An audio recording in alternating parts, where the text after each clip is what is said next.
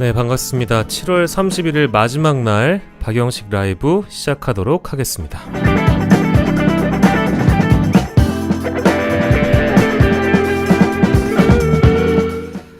어린아이들에게 꿈을 물어보면 대통령이다 라고 말하던 시대가 있었습니다. 대통령은 뭔가 멋있고 나라의 대장 같고 힘도 세고 또 명예도 있어 보이니까 어른들이 자식들 판검사 되고 의사 되는 것도 좋지만 꿈을 크게 가지라는 의미에서 대통령을 이야기했던 거겠죠.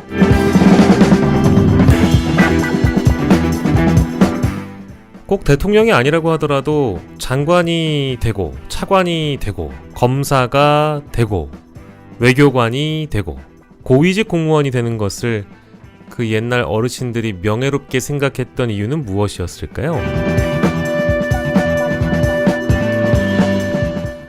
국가에 봉직하고 국민을 섬기며 명예롭게 월급을 받는 우리 아들, 딸, 다른 그 어떤 직업보다도 멋있고 자랑스럽기 때문에 또 국가와 국민의 의무를 다함과 동시에 청렴의 상징으로 가문의 영광이 되고 그 월급이라는 게 어디 가서 뭐 나쁜 짓거리를 하거나 사기치면서 받은 돈이 아니라 앞서 말씀드린 대로 국민과 국가를 위해 일해서 그 빛나는 가치가 있기 때문에 더더욱 공무원이 되는 것에 공무원으로서 승진하고 더 높은 자리에 올라가는 것에 주변에 응원이 있었을 거라고 생각합니다.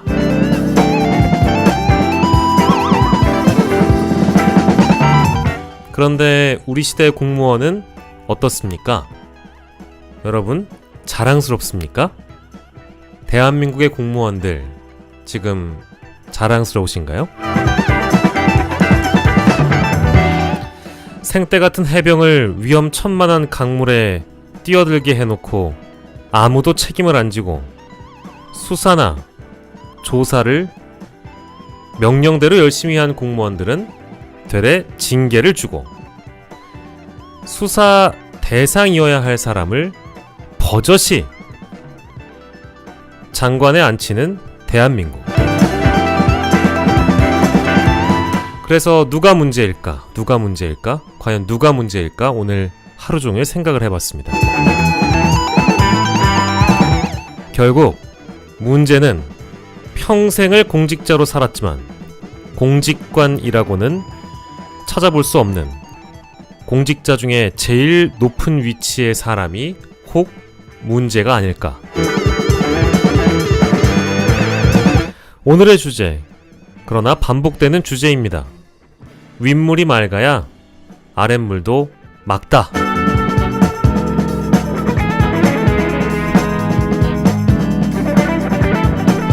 다른 어느 때보다 축축하고 습한 여름을 지나고 있습니다. 오늘 비록 힘들더라도 같이 파이팅 하면서 수요일 밤 정규 편성 라이브를 시작하도록 하겠습니다.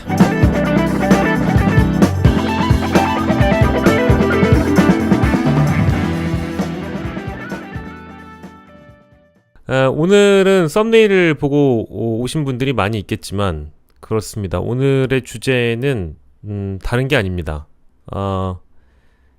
그분이 이제 임명이 되셔서 방금 전까지 뭐 영상이 올라가긴 했는데 그 이진숙 방통위원장하고 그 방통위 부위원장하고 둘이 또 땅땅땅 의사봉 치고 공영방송 이사 선임권 지금 13명을 총 다 의결을 해버렸습니다. 7명이 KBS 이사고 나머지 6명은 박문진 이사인데요. KBS는 방송법에 따라서 대통령이 이제 임명하면 되는 거고 박문진도 이렇게 해서 갈리게 되면 여권 추천 6명이 사장을 선임할 수 있는 권한을 갖게 됩니다. 그래서 결론적으로는 빠르게 방송 장악, 특히 이제 MBC 장악에 가장 방점을 찍고 달려가고 있는 것 같다라는 생각이 좀 들어서요. 그 대목을 보면서 도대체 게다가 또 이제 하나 더 하자면 김문수 노동부 장관 지명, 이 건도 보고 나서 좀 피곤하긴 한데 이진숙 위원장이 되고 나서 또 바로 인사청문회에서 이 여야 간의 공박과 김문수 후보자의 어떤 당당함, 매우 당당하시지 않겠습니까? 이제 그거를 볼 생각을 하니까 언제부터 이렇게 장관 후보자들이 오게 되면 걱정을 하게 됐을까? 우려를 하게 됐을까? 뭔가 좀 마음이 씁쓸해졌을까? 이런 생각을 또 하게 됐습니다. 그러다 보니까 이 건 말고도 여러분들이 주목하시지 못했던 여러 공무원들과 관련된 사연들, 전국 각지에 흩어져 있는 사연들에 대해서 제대로 알지 못하실 것 같아서 공직자들 얘기 좀 해보려고 합니다. 난다님, 애슐리님, 죽어야 산다님, 봄님, 늦은 시간 찾아와 주셔서 감사합니다. 여러분들도 막 많이 축축 처지시지 않나요? 지금 소리가 깊게 안 들어가게 선풍기 하나 켜고 창문 열어놨는데 뭐 지금 심지어 아마 개구리 소리도 들리실 거예요. 예, 날씨가 역시 사람 잡는 날씨이면 분명합니다. 자, 그래서 저는 공무원들이 시험 준비를 합니다. 공무원이 되려고 공무원 시험 준비하잖아요. 지금 공직 후보자들은 어쨌든 공직자로서 인사검증을 받는 문턱에서 여러 의혹들을 제기받고 그에 제대로 대답하지 못하면 또 감시자 역할을 한 국회의원들에게 홍군형이 나고 혼날만 하니까 혼나기도 하지만 뭐 때론 문제가 되기 좀 어려운 것들도 트집 잡는 질문들도 덜어 있긴 한데 그런 게 뭐 일상이긴 했지만 그렇다고 하더라도 심각한 문제점이 있다면 그건 의혹 제기가 마땅히 되어야 하고 그 의혹에 대해서 자신이 억울할 수 있는 부분은 소명을 하기 위한 절차가 바로 인사청문회 아니겠어요? 근데 꼭 그런 고위직 후보자가 아니라고 하더라도 고위공직자가 아니라고 하더라도 과연 그 에듀윌이나 이런 걸로 9급, 7급 공시 준비하시는 분들이 달달 외우는 공무원의 의무라는 건 무엇이 있을까? 해서 한번 찾아봤습니다. 예. 공무원의 6대 의무. 이런 걸 하고 있다 라는 생각에 좀 제가 현타가 오긴 했는데 그래도 찾아온 거니까 여러분 같이 봐요. 제가 애써 찾아온 거니까 우리 같이 한번 봅시다. 그래도 박영식이 열심히 찾아왔는데 그죠? 공무원의 일단 6대 의무부터 보도록 하겠습니다. 공무원의 6대 의무 여러분들 혹시 아시는 분 계신가요? 아니 모르실 수도 있어. 저도 이거를 보면서 이런 게 있구나 라고 이제 찾아봤거든요. 근데 진짜 되게 흔하게 나와요. 왜? 공시족들에게는 이걸 면접 과정에서 물어보는 경우가 많기 때문에 실제 어떤 의무가 있는지 궁금하실 거 아니에요. 네, 그 찾아봤죠. 봅시다. 이런 의무가 있더이다. 네, 글씨 안 보이시죠? 크게 키워드릴게. 자, 공무원의 6대 의무 국가공무원법 56조에서 66조, 지방공무원법 48조에서 58조에 명시되어 있는 6대 의무는 이러하다고 합니다. 첫 번째 의무가 성실 의무. 공무원은 법령을 준수하여 직무를 성실히 수행해야 합니다. 성실함도 성실함이지만 공무원은 첫 번째로 뭐다? 준법정신. 졸기탱님 감사드려요. 법령을 준수한다. 준법정신. 법을 존중한다. 법이 우선이다. 법대로 한다. 성실 의무. 법령을 준수하여 직무를 성실히 수행해야 한다. 좋습니다. 복종 의무. 이거는 이제 위기에 대한 부분이니까 넘어갈게요. 직무상 명령에 복종해야 된다. 뭐 그거 알겠어. 친절 공정 의무. 공무원은 국민, 주민 전체의 봉사자로서 친절함과 공정함을 잊지 않고 직무를 하여야 합니다. 친절함과 공정함이라고 합니다. 근데 그 친절함과 공정함, 공정함과 친절함, 이건 이제 태도의 문제이기 때문에 태도와 업무를 하는, 업무에 입각한 자세, 이런 거잖아요. 근데 이것도 역시 인사청문회나 면접을 통해서, 국민 면접을 통해서, 인사청문회가 그래서 존재하는 겁니다. 공무원들이야 시험 봐서 실제 하위직 공무원, 지방직, 국가직 합격하시는 분들이야 면접관들이 앞에서 보지만, 국민을 대신해서 보지만,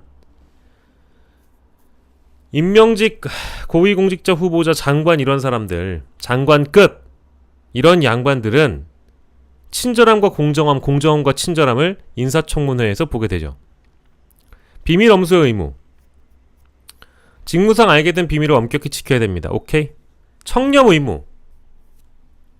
공무원은 직무와 관련하여 직간접적 살해, 증여, 향응 금지, 직무상 관계를 막론하고 증여하거나 증여받아서는 아니 됩니다. 이거는 할 말이 없어요. 이걸 보고 나서 이 6대 의무 중에 제 방송에서 일찍이 이렇게 저렇게 비판했던 사람들에게 들려주고 싶은 공무원의 6대 의무를 여러분들과 함께 읊고 있습니다. 이 더운데 7월 말에 한복판에 방통위가 불과 1시간 전에 공영방송 이사 선임을 의결한 이 시간에 이걸 읊고 있습니다. 마지막, 공무원 내외를 불문하고, 내외 불문 나오죠? 내외 불문이야 이거. 내외를 불문하고 품위를 손상하는 행위를 하지 않아야 됩니다. 예, 이런 거는 그래요. 그냥 법에 박아놨으니까 제가 한 땀 한 땀 읽어드리는 거예요. 이게 뭐 사실은 지키지 않는 사람들이 허다하겠지. 또 이제 이런 방송 클립 올라가면은 나한테 와가지고 이재명은 또 이러고 앉았겠지. 하지만 괜찮아요. 우리가 또 공부하는 차원에서 이런 거 얼마나 좋아. 예? 그죠? 얼마나 좋습니까? 좋게 생각하자고요. 또 있습니다. 4대 금지 의무라는 게 있어요. 이걸로 끝이 아니야. 4대 금지 의무를 같이 봅시다 그러면. 자, 6대 의무 이후에 4대 금지 의무입니다.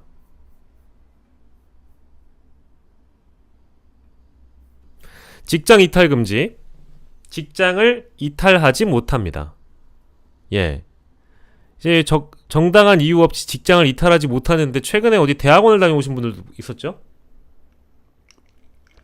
물론 그 자리가 공무원은 아니지만 공무원으로서의 의무, 준칙, 규범 이런 것들을 인사청문회에서 알아보기 위해서 과거에 당신이 어떤 삶을 살았는지를 우리가 질문하고 추궁하고 억울한 부분이 있으면 소명해보라 그러고 증빙자료 내라고 하는 거 아닙니까? 그런데요, 나는 지난 3일간 있었던 인사청문회에서 자꾸 그 보수 성향론에서 무슨 뭐 빵집 청문회다 이렇게 평가절하하고 폄하하는데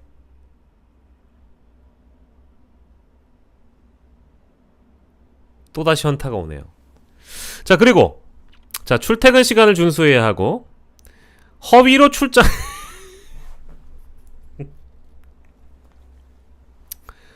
근무 시간에 사우나 등 금지가 되어 있습니다. 예. 아니, 자, 9급 공무원들과 7급 공무원이 공무원 시험 합격은 에듀윌 이런 이제 책을 보거나 영상 강의에 보면 면접 보기 전이나 이럴 때 공무원의 6대 의무와 4대 금지 의무가 뭐냐 이런 걸 달달 외운다고 합니다. 저도 한번 보고 있습니다. 그 잘난 공무원이 어떻게 될 수 있는지. 자, 영리 업무 및 겸직 금지. 공무 이외에 영리를 목적으로 하는 업무에 종사하지 못하며 소속 기관장의 허가 없이 다른 직무를 겸할 수 없다. 허가가 있으면 가능하다. 정치운동 금지, 집단행위 금지. 예, 요 정도까지만 일단 말씀을 드려도 충분히 여러분들이 이런 게 있구나. 이런 게 있구나. 있었구나. 라고 알고 넘어가시면 됩니다. 그렇습니다. 그런데 제가 오늘의 이 상황이 있기 전에 있었던 일들을 제가 한번 보여드릴게요. 찾아봤어. 제가 뭐라고 찾아봤게요. 네이버와 다음에 뭐라고 검색을 했을까요? 제가 네이버와 다음에 딱 이렇게 검색을 했어요. 공무원 공직기강, 윤석열 공직기강, 그냥 공직기강, 이렇게 검색을 해봤습니다. 자, 근데 얼마나 대한민국 사람들이 보기에 참 웃기게 돌아가는구나, 되게 우습게 돌아간다, 이 나라의 법과 원칙이라는 건 무엇일까? 라는 생각을 하시는 분들이 어떤 뉴스를 접하고 좀 허탈감을 느끼거나 허무함을 느끼거나 이거 상황이 좀 이게 말이 되는 건가? 라는 생각들을 하실까요? 그것은 바로 최근에 있었던 여러 보도들을 돌려보면 아실 수 있습니다. 가령 예를 들어서 이런 보도죠.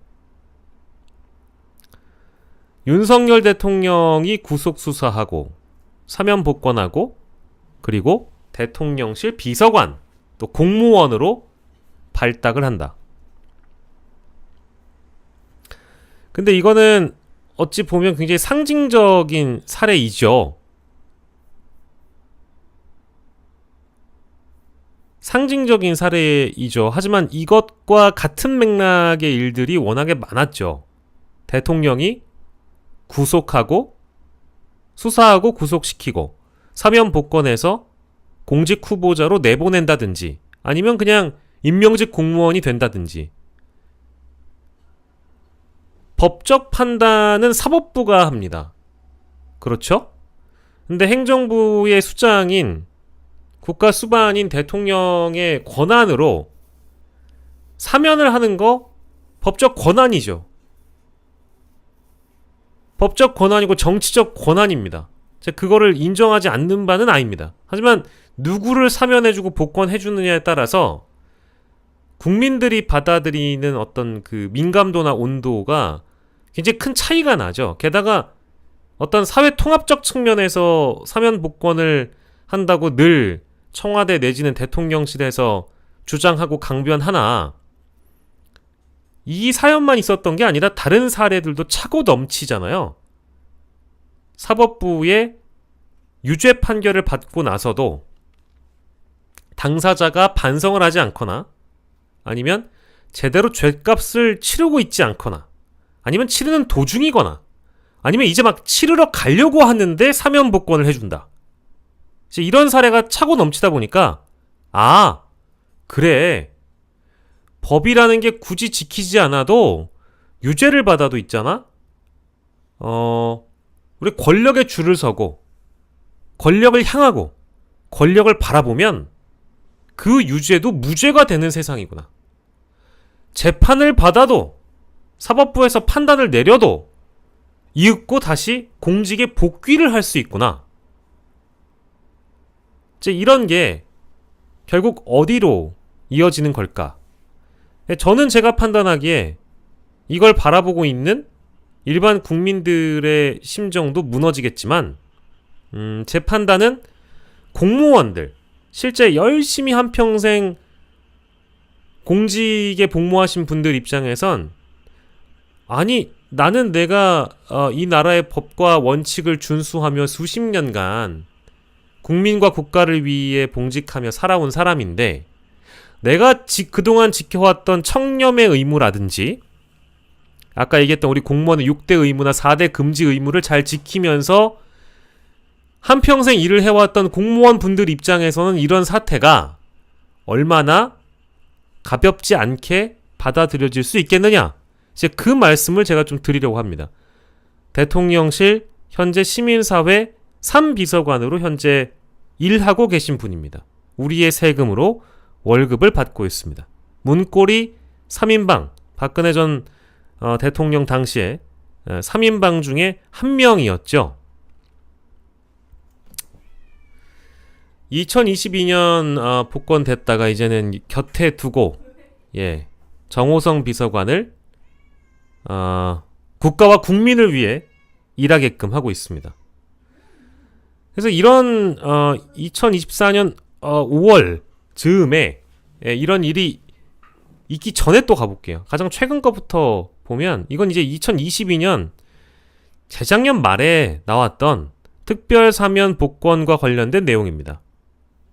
쭉 보시면 면면들이 화려합니다. 제가 뭐 굳이 다 읽어드리지 않아도 이거 뭐 다 내 아는 사람들이구만. 응? 여러분 이거 다 제가 아는 사람들이구나 라고 생각할 만한 사람들. 그렇지 않습니까?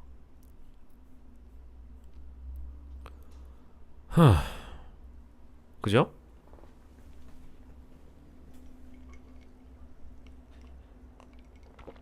아니 나는 전직 대통령들도 마음에 안 들지만 죄송해요 여러분들. 제가 요즘에 한숨이 일상이라서 보십시오. 자, 이명박 전 대통령 밑에 보면 우병우, 최윤수, 김기춘, 조윤선, 남재준, 이병기, 이병호, 이현수, 최경원, 안봉근, 이재만, 정호성, 조원동, 장호중. 자, 여기 김경수 빼꼼 들어가 있고요. 원세훈, 민병환, 이종명, 민병주, 이채필, 배득식, 연재욱, 옥도경, 김태효. 이명박 정부. 여러분 이거 다 저랑 같이 일한 사람들이다. 우리 세훈이 뭐 그렇겠죠. 그죠? 그 외 김성태, 전병헌, 신계륜. 이게 여기가 절반 이상이 이 기사의 제목처럼 검사 윤석열이 잡아 넣었던 범죄자들입니다. 그리고 대통령 윤석열께서 풀어주신 겁니다. 이게 2022년에 있었던 일이에요. 그리고 그 중에 한 명이 이렇게 대통령실 비서관으로 공직자가 되는 것이고요. 이거에 대해서는 사실 드릴 말씀이 뭐 굉장히 많습니다. 그러니까 이거 원칙이 있는 사면인지 혹시 편파적이진 않은지 혹은 이 당사자들이 전혀 반성 없는 상황에서도 이렇게 신년 특별 사면을 받게 된 건지 그때도 많이 따져봤고 지금도 따져봐야 되지만 우리 법 헌법 79조에 나와 있듯이 대통령은 법률에 정하는 바에 의하여 사면 감형 또는 복권을 명할 수 있다. 79조 2항은 일반 사면을 명하려면 국회의 동의가 필요하다. 3번 사면 감형 및 복권에 관한 사항은 법률로 정한다. 특별 사면이 현재까지 89차례 약 90차례 이루어졌습니다. 법무부의 이제 사면심사위원회라는 것이 실제 있긴 합니다만 사면심사위가 반대해도 대통령의 막강한 권한이 있기 때문에 이 심사를 거치더라도 거기에서 뭐 반대가 나와도 대통령이 하고자 하면 하는 겁니다. 그러니까 이제 이건 대통령의 인식이 그대로 반영된 것이 바로 특별 사면입니다. 대상과 범위를 정하는 데 대해서는 대통령의 고유 권한이라 심지어 참모들도 말을 함부로 하지 않고요. 근데 늘 이런 사면들이 원칙이 없게끔 받아들여졌기 때문에 국민들에겐 또 공무원분들에게는 이명박 전 대통령이라든지 뭐 이제 이런 전직 대통령들을 사면하면서 이제 그런 비판을 받게 되는 거죠.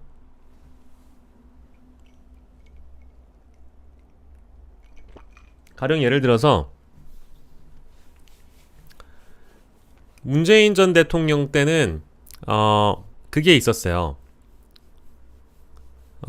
횡령 배임, 뭐 알선수재, 뭐 뇌물 이런 중대 범죄 관련해서는 사면하지 않겠다.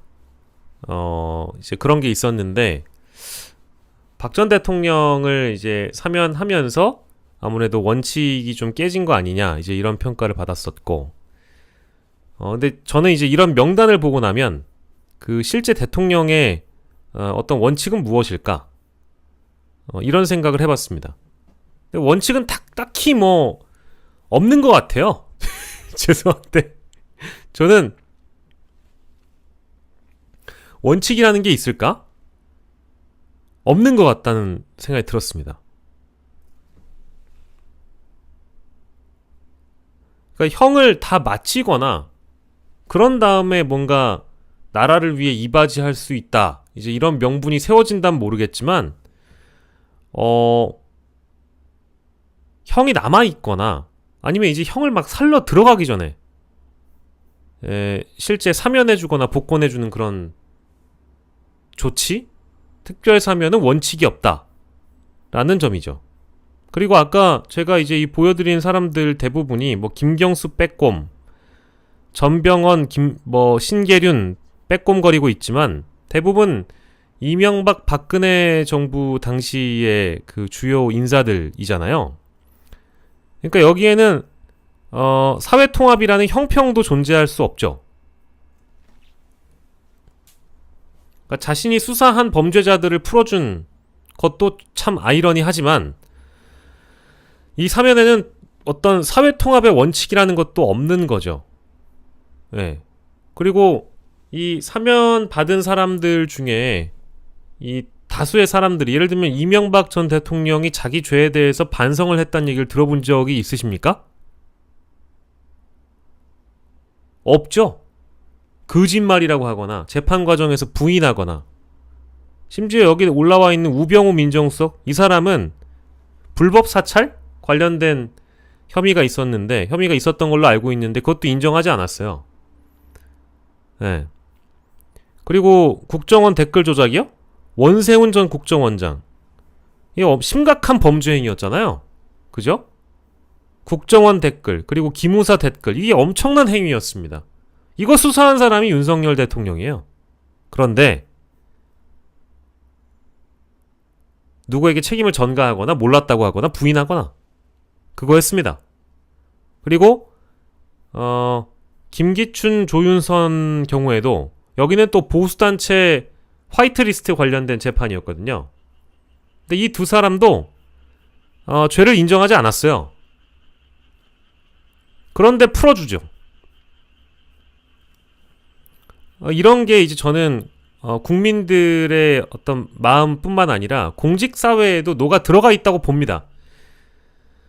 결론으로 가자면 시간이 좀 걸리는데 자 일단 빨리 가볼게요. 자 이것도 봐볼까요? 이게 이제 얼마 되지 않은 일입니다. 이거는 이제 그 총선 때 있었던 일인데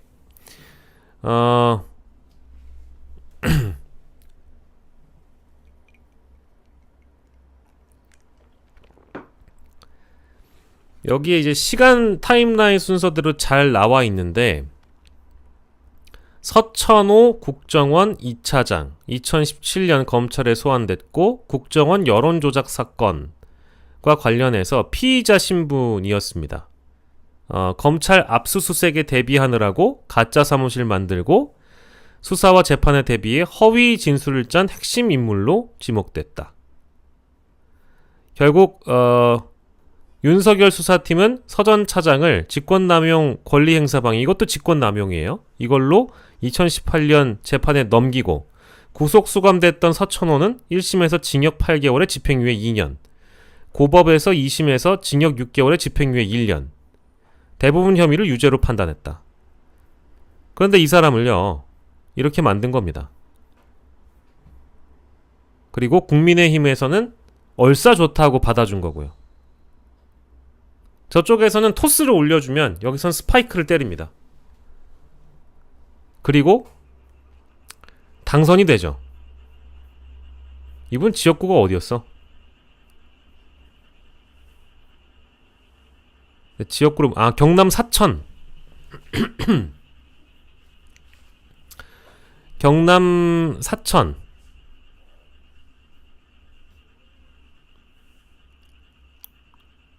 그렇군요. 이제 이런 걸 보고 나면 저뿐만 아니라 많은 분들이 좀 허탈해지잖아요. 그죠? 네. 그래서 이제 이게 어떤 일들을 이제 빚고 있느냐. 이제 여기서부터 시작을 해볼게요. 이제 이렇게 다년간, 약 2년간 우리가 쭉 이런 과정을 봐왔습니다.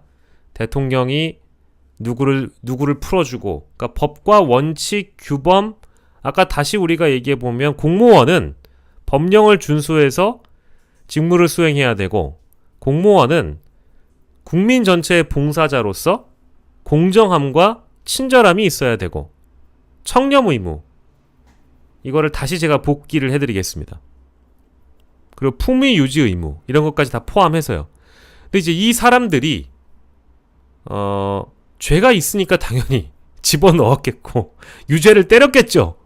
그런데 대통령이 봐주고 공무원으로 만들고 선출직, 임명직 들어가고, 이런 게 저는 결국 대통령의 사명권 남용을 지적받기도 하지만 전방위적으로 공무원들에게 허탈감을 주고 있다. 그리고 준법 의식을 결여되게끔 만들고 있다. 이게 제 주장입니다. 그래서 어떤 일들이 지금 윗뿐만 아니라 밑바닥에서 벌어지고 있는지 이제부터 여러분들께 전해드리도록 하겠습니다. 자, 최근에 이런 일이 있었습니다.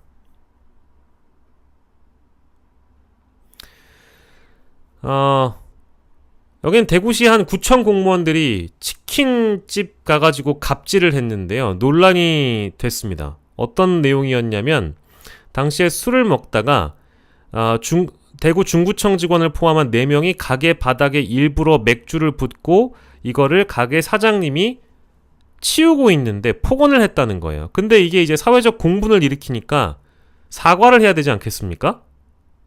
사과를 해야 되는데 이 인간들이 가가지고 이렇게 여기 팔짱이 아니라 이거 뭐라 그래요? 허리춤에다가 손을 떡하니 올리고 사과하는 자세가 아닌 자세로 미안하다 이거 하러 간 거예요. 또 다시 논란이 됐습니다. 사과 태도마저 논란이 됐어요. 싸우자는 거냐?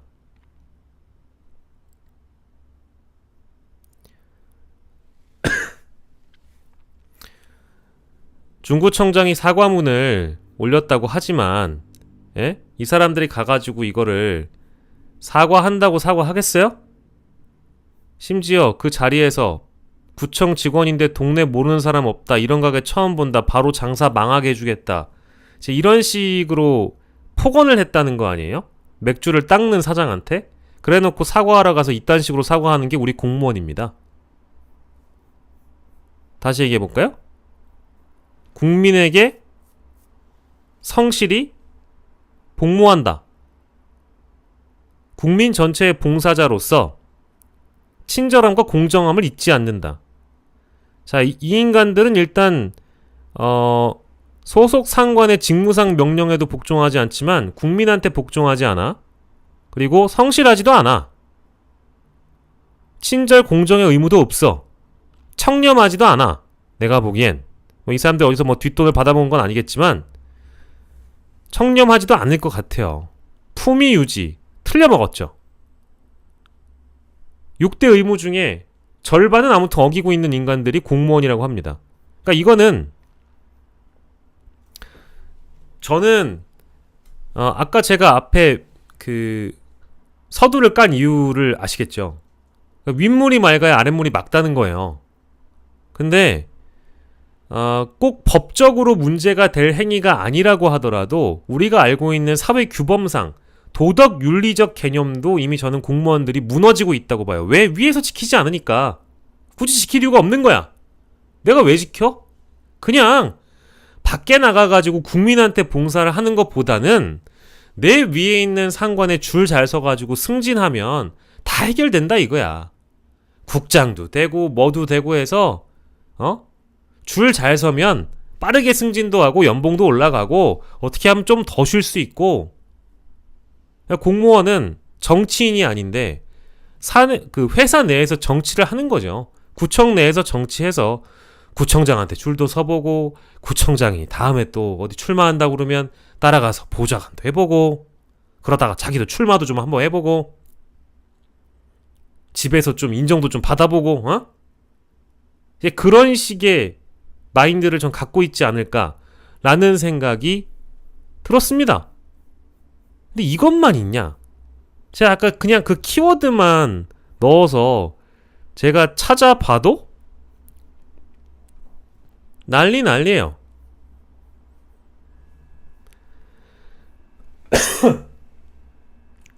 이거는 알고 계시나요? 이거는 2024년 7월입니다. 이번 달 초에 있었던 날입니다.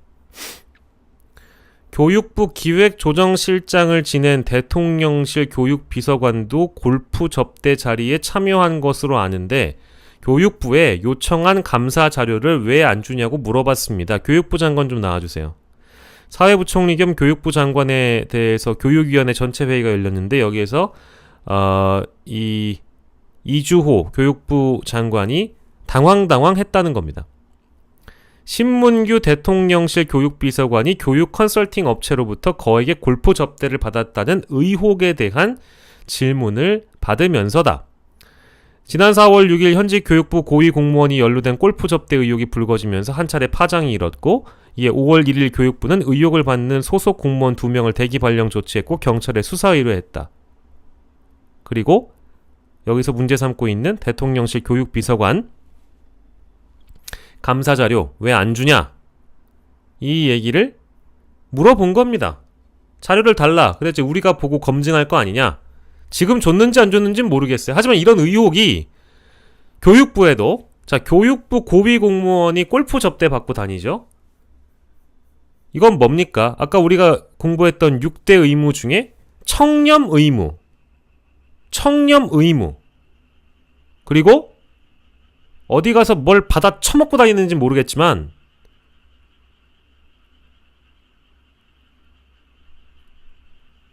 어쨌든 뭐 경찰에 수사 의뢰를 했다고 하니까 다행이긴 한데 교육위원회에서 자료를 달라고 했는데 주지 않았다. 줬다면 더 문제가 됐을 수 있고요. 그냥 의혹 수준이니까 이제 이 보도가 제 눈에 들어왔습니다. 여러분들께 보여드리는 보도는 네이버와 다음에 공직기강, 공무원 공직기강, 윤석열 띄고 공직기강, 고위공무원 공직기강, 그냥 공직기강 이 4가지 키워드로 검색해서 나온 내용 중에 여러분들께 보여드리고 있는 겁니다. 이런 일들이 아주 자주 벌어지고 있고요. 우리가 알게 모르게 이런 일이 벌어진다는 겁니다. 저는 국민들도 준법 의식이나 이런 것들이 많이 떨어져 갈 텐데 내가 왜 법을 지켜야 돼? 아니 내가 왜 굳이? 장관 후보자도 아니 뭐 대통령실 공무원들도 안 지키잖아. 내가 왜 그럼 우리 같은 국민들은 공무원이 아니라고 하더라도 실제 일하는 하위직 공무원들은 어떤 심정이겠어요? 아이씨 뭐 음주운전 한번 뭐 어때? 이런 생각을 안 하겠습니까? 저는 이제 이런 대목이 안타깝다는 말씀을 드리면서 또 뭐가 있을까? 아주 고구마 줄기처럼 나와. 7월 중순에 나온 보도입니다. 음주 측정 거부에 따른 현행범 체포 이력에도 불구하고 승진자 명단에 오른 전북 남원시 소속 공무원 승진을 했었나봐요. 근데 문제가 되니까 취소를 했나 봅니다. 취소 잘한 건데 왜 음주 측정 거부로 경찰 조사 중인 사람을 애초에 사무관 명단에 포함을 시키냐 이거예요. 적절성 여부가 당연히 나오지 않겠습니까? 지역 언론이든 어디든 이걸 이제 보도했으니까 다행인데 이게 나오잖아. 수사 결과와 사법적 판단이 나오지 않은 상태에서 정확한 판단이 어려워 징계나 인사처분을 할 수는 없었다. 직원들의 상실감과 사회적 동요가 일어난 것에 대해 안타깝게 생각한다. 그러니까 이걸 왜 안 하냐고요. 그죠? 뭐 취소 결정은 다행인데 이제 이런 것들이 저는 전반적으로 이제 그 공무원들 사회의 공직기강이 이미 무너져 있다고 보고 있고요. 다 무너졌을 거라고 생각을 하고 있습니다. 그래서 뭐 각 지역, 군, 시 이쪽 도 단위별로 지금 감찰을 하거나 감사 기간인 경우도 있고요. 공직 기강을 유난히 또 강조하는 보도도 많이 들어와요. 많이 들어오고 있고, 강원도로 가보겠습니다. 강원도. 음주운전 공무원을 주요 보직 발령낸 김진태 도지사라는 제목입니다. 실제 이런 제목이 떡하니 들어와 있더군요. 네. 음주운전 사실이 확인되어 중징계가 예정된 공무원이 갑자기 주요 보직에 발령받는다면 인사를 둘러싸고 여러 의혹과 뒷말이 나오는 건 당연하다. 해당 공무원이 대단한 배경을 갖지 않았다면 결코 있을 수 없는 일이라고 다들 생각하기 때문이다. 아까 우리가 전북 남원시 봤던 거랑 크게 다르지 않잖아요. 음주운전으로 적발되어 수사를 받게 되었다는 경찰 통보를 받고 A 사무관에 대해서 1개월의 중징계 결정을 내렸다. 이 결정이 최종적으로 의결되면 정직 처분을 받게 된다. 징계와 형벌은 시간 문제인 것이다. 그런데 음주운전에 대해서 이렇게 안이하게 생각을 해서 그런 것인지 이런 논란이 지역에서도 벌어지고 있다는 거죠. 그리고 여기만 있냐? 때가 어느 때인데 서천군에서도요? 이런 일이 있었습니다. 충남 서천군 공무원 근데 이분은 또 음주 단속이라는데 2021년 이래 7명이 음주 무리를 겪었대요. 여기에서는 서천군 소속 공무원 A씨가 음주 단속에 적발됐다. 2021년 이래 7차례 음주운전 근절 자정 결의대회까지 서천군이 열었는데도 불구하고 음주운전은 끊이지 않는다. 그런데 이것만 있겠어요? 마지막입니다. 예. 저는 피크를 찍은 게 이거 같아요. 이걸 보시면 됩니다. 최근이었습니다. 이것도 최근이었거든요. 아이고 깜짝이야. 최근이었어요. 대통령실 직원 음주운전에 이어 지하철 성추행까지. 공직기강 회의 도마에 대통령실 경호처 직원이 여성을 성추행했다가 검찰에 송치됐다. 있을 수 있는 일입니까 이게? 이게? 대통령실 경호처 직원 A씨를 공중 밀집 장소 추행 혐의로 지난주 서울중앙지검에 송치했다고 밝혔다. 지난 4월 지하철 전동차 안에서 여성의 신체를 만진 혐의를 받는다. 대통령실 경호처 직원이 성추행하다가 검찰에 송치됐다. 뭐 제가 이제 과거 청와대에서 심지어 이런 일이 있었다 찾아보진 못했지만 이게 무슨 뭐 임기 말도 아니고요. 집권 3년 차에 이런 건 또 이례적인 것 같아서. 근데 이것만 있었냐? 아니죠. 선임 행정관, 대통령실 국정, 이분은 또 급이 높아요. 대통령실 국정기획비서관실 소속 선임 행정관 B씨는 지난 6월 7일 오후 9시 50분쯤 서울 용산구 한남동에서 술에 취한 상태로 차를 몰다가 이거 또 음주운전이에요. 또 음주운전. 경찰에 적발됐다.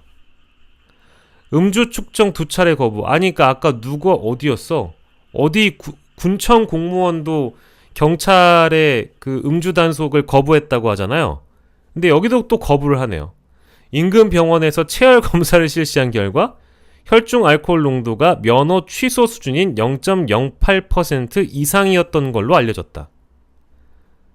B씨 역시 대기 발령 조치됐다. 대기 발령 조치 뭐 당연한 것이겠죠. 네, 당연한 것이겠죠. 근데 이제 제가 앞서서 이제 빌드업을 왜 했는지 여러분들이 대충 아실 것 같아요. 이게 위에서 아래로도 내려오지만 전반적인 지금 그 공직사회의 분위기가 기강이 많이 흔들리고 해이해진 것은 사실이다. 네, 사실이다. 그리고 뭐 일부 보도에 따르자면 이 음주운전? 음주운전 선임행정관 이분이 뭐 꽤 유명한 사람이라면서요. 뭐 어느 정도 유명한지는 제가 확인은 못 해봤지만 여타 보도를 제가 보건데 상당히 충격적인 내용들이 많다고 합니다. 들리는 얘기가 그래요. 들리는 얘기가 뭐 대통령이 굉장히 아끼는 존재인데 어느 정도 아끼는지에 대한 그런 설? 뭐 그런 건데 사실이 아니니까 제가 뭐 언급을 할 수는 없고요. 예.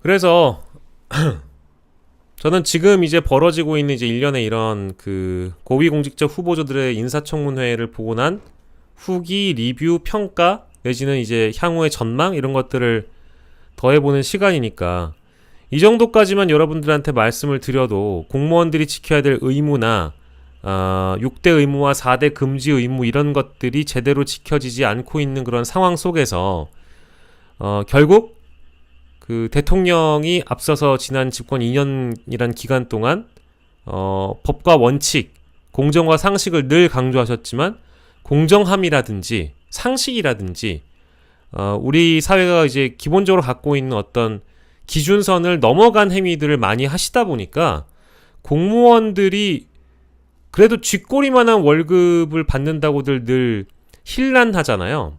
공무원 박봉이라고. 그러다 보니까 뭐 이제 국민들을 위해서 봉사하거나 일을 하면서도 많이 힘든 부분들이 있을 텐데 그걸 어디 풀 곳은 마땅치 않고 의무감들은 많이 또 가져야 되고 그쵸? 지켜야 될 법과 원칙 규범들이 많기 때문에 근데 이제 이런 보도들을 봤을 때 누구는 잘못을 해도 승진을 하고 누구는 잘못을 해도 잘리지 않고 누구는 잘못을 했는데 심지어 사면 복권되고 다시 선출직 공무원이 되고 임명직 공무원이 되고 다 고위직이죠. 이제 이런 것들을 봤을 때 공무원들의 기강회의는 그저 연결될 수밖에 없는 당연한 공식 같은 거다. 1 더하기 1은 2가 되는 거죠.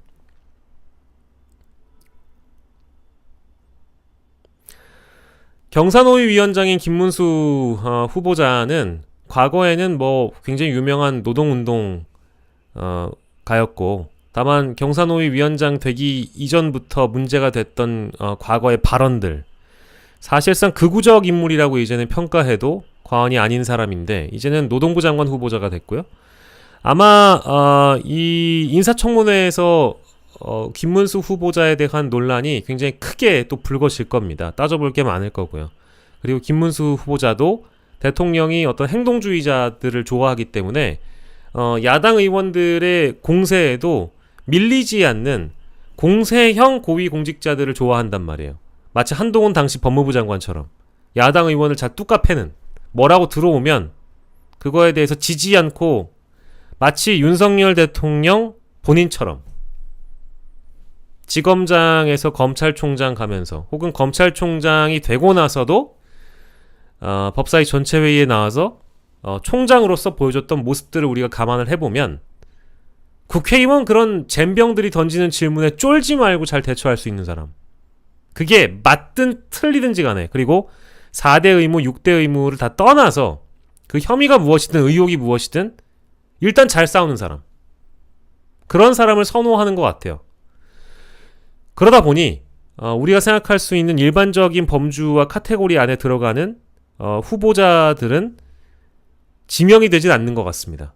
할 사람도 없고 뭐 할 사람이 줄 서 있긴 한데 그 중에 적임자는 이 사람보다는 더 나은 사람이 있을 텐데 더 나은 사람을 찾지 않으려고 하는 것 같아요. 그러다 보니까 김문수 후보까지 오게 되지 않았나 그런 생각이 들고요. 오늘 이진숙 방통위원장이 첫 출근이었기 때문에 오늘 뭐 거의 하루 종일 저는 방통위 쪽 기사를 많이 지켜보고 뭐 앞으로 어떻게 될 건지에 대한 이야기들 두루두루 찾아봤는데요. 일단은 이분은 수사 대상이라고 전 봐요. 이미 사흘 내내 드러났던 여러 혐의점들이 검찰과 경찰이 맘만 먹는다면 충분히 수사할 수 있다고 저는 생각하고 있고요.